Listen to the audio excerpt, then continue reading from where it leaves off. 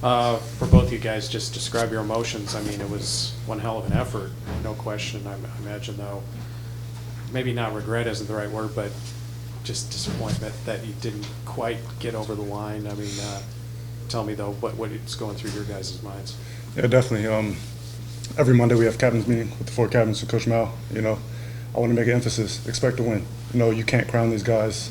If you crown them too early, then they'll jump on you quick. They'll run away. And I think the guys had a great week of practice. We expected to win this ball game. I mean, we expect to win every ball game, but a few plays here and there didn't go our way, and we didn't capitalize at the right times.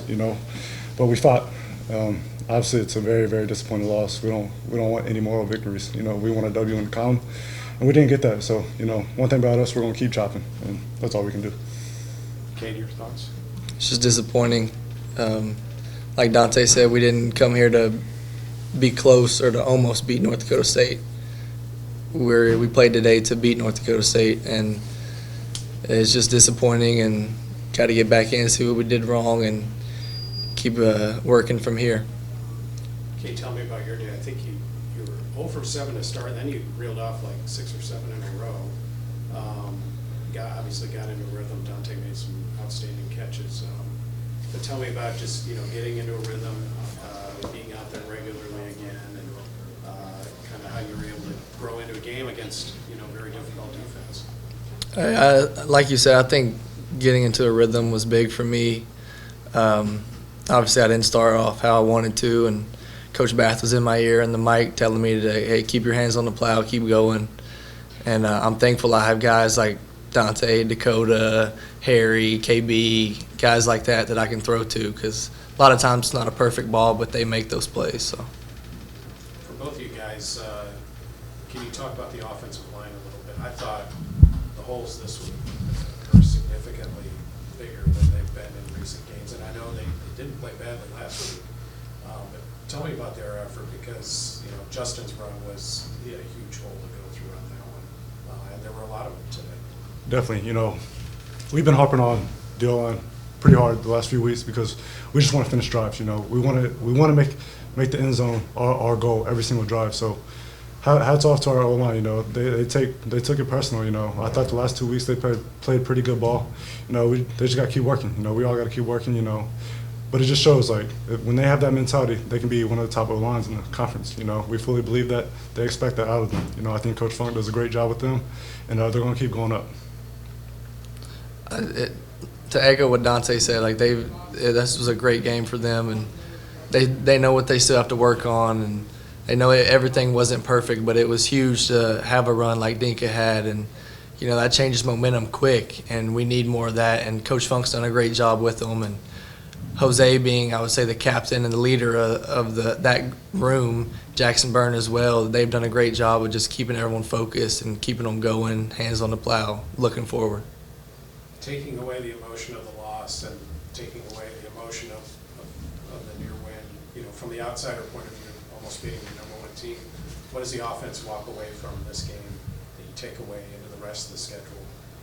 What do you guys feel is the biggest thing you got out of this? I mean, if we play how we know how to play, we can compete with anybody in the country and the conference. The Missouri Valley is no joke. Next week's not going to be any easier. Coach Mal always harps, the price of poker goes up when you're in the Missouri Valley. Every team's great. So, we just gotta execute a little bit more, especially when, for example, they muffed the punt. I don't know if we got any points out of that. We got to execute right there, especially when you're playing the #1 team in the country. We didn't execute good enough right there, and we just got to continue to execute, continue to work on the things we're only okay with or only okay at. So we'll just keep chopping wood and get back at it tomorrow. Your guys' belief is self-evident, just listening to you. What do you guys feel like you proved to everybody else that wanted to see Indiana State demonstrate what your guys' belief is based on, basically? And then you didn't get the win for it. And I know I'm in moral victory territory here, but this, people will see this and will say, wow, that's pretty impressive. What do you guys feel like you proved? I don't think it means anything if we don't go out and keep playing and executing like how we executed and played at times today. If we go out and lay a goose egg the next game, then everyone's, it doesn't mean anything. So we have to take this and work from it and learn from it and to keep executing and having confidence knowing that we can do this. Yeah, I mean, I've been in the Missouri Valley for a long, long time. Yeah, we're 0-2, but if you can reel off wins and you can get on a roll at the right time, we still have a lot of season left. So we just gotta keep getting better, because like Kate said, if we go out there next week and lay an egg, was this game a fluke? So we gotta have the best week of practice we've ever had, because we're already on to our next opponent. We gotta have a great week, because we cannot afford to lose lay an egg next week. Just didn't get it. What was it like coming out? Just like Coach Mao said, I mean, we came here to win, and anything short of that is not okay. So, I mean, we're taking steps forward for sure. The defense is getting better. Offense had a great game, which is taking away those little plays where the little big plays that hurt us. And until we can do that, then we're just going to keep losing these tight ones. Yeah, I mean, we came here to win. We should have won, could have won. We got to play better and do things better on both sides of the ball. But our offense did enough to give us the chance to win, and we didn't do it on defense. So. NDSU got a little bit of rhythm right there on that series right before halftime when Williams got going. What was there a level of? This sounds too obvious, but I mean, what was the level of disappointment that they were able to go down the field at that point and get themselves back in the game? Because at that point they were on the ropes. I mean, yeah, we obviously didn't want to give up anything before half. We were pretty upset about that, but it didn't matter. We should have came out the second half and stopped them on the first drive, but we didn't. So. The attitude of the team, and you guys are embodying it. Everybody I've talked to is embodying it. Is the expectation for this game was high. The expectation outside of this room was probably not very high among people outside of the team. What do you feel like you guys demonstrated to people who are going to see this score and say, "Wow, that was pretty, that was pretty close." What do you feel like with your quality of play today that you guys demonstrated? I feel like we played hard on both sides of the ball.